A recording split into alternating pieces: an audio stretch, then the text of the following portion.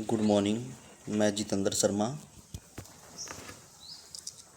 आज आपको इतिहास का प्रथम पाठ पढ़ाने जा रहा हूँ,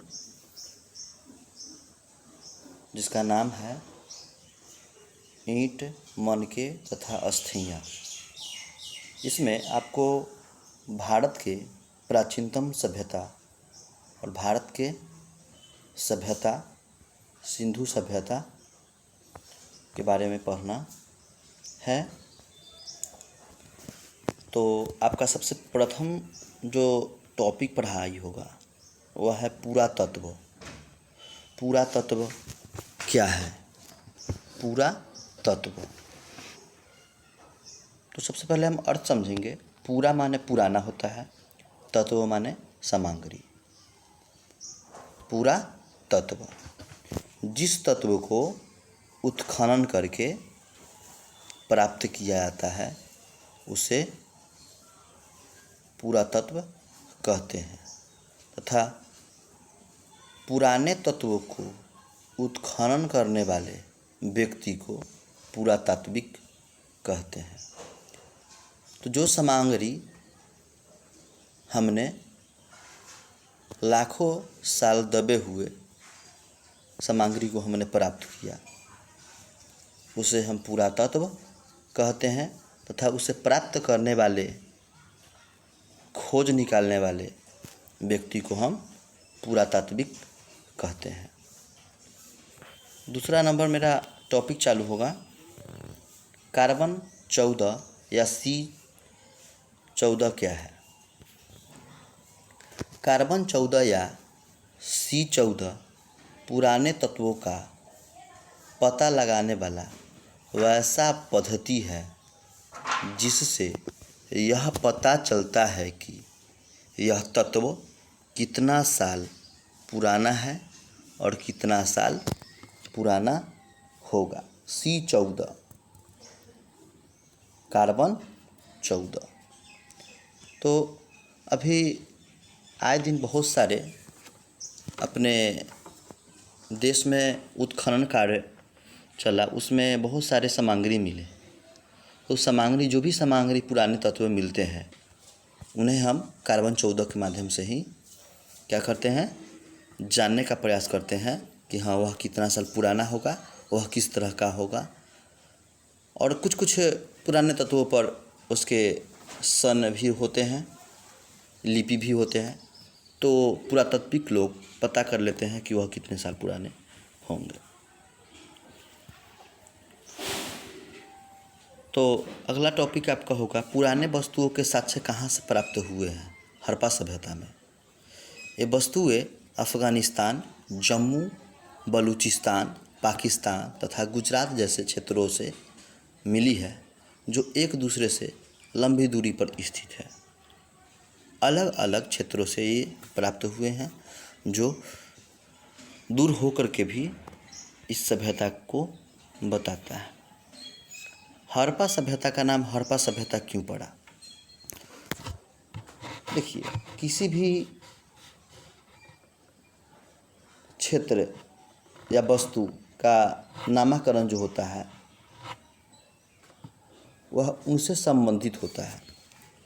तो हड़प्पा सभ्यता का नाम हड़प्पा सभ्यता इसलिए पड़ा कि यह सभ्यता हड़प्पा नामक स्थान से प्राप्त हुआ था।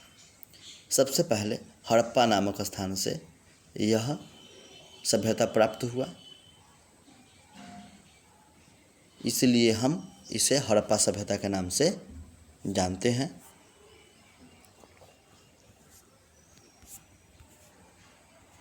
मोहनजोदड़ो का अर्थ क्या होता है? मोहनजोदड़ो का अर्थ क्या होता है? मोहनजोदड़ो का अर्थ होता है मुर्दों का टीला। यह सबसे प्रसिद्ध स्थलों में से एक है। अब आपको बता देते हैं कि सिंधु सभ्यता में एक शब्द आया मोहनजोदड़ो। पुरातात्विकों के माध्यम से इस स्थल का नाम मोहनजोदड़ो ही था। हो सकता है कि इस सभ्यता के समय इस जगह पर मुर्दों को दफनाने का कार्य होता होगा, इसीलिए इस सभ्यता का नाम मोहनजोदड़ो पड़ा होगा। पुरातत्वविदों को जब यह साक्ष्य मिला तो उन्होंने इसका नामकरण, इसका अर्थ खोजना चालू किया।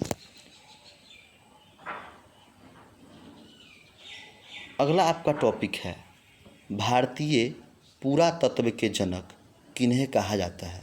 भारतीय पुरातत्व के जनक किन्हें कहा जाता है, तो आपको बता दें कि भारतीय पुरातत्व के जनक अलेक्जेंडर कनिंघम को कहा जाता है। अलेक्जेंडर कनिंघम को कहा जाता है।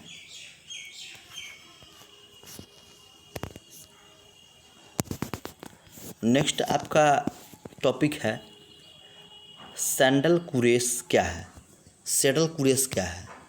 यह एक भद्दे पत्थर की बनी हुई, हाथ के द्वारा प्रयोग में लाई जाने वाली चक्की मात्र होती है। इसका आकार ठीक घोड़े के पीठ पर रखने वाली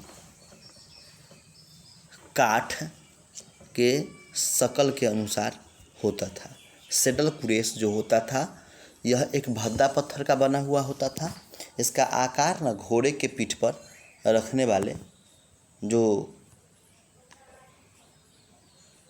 लकड़ी के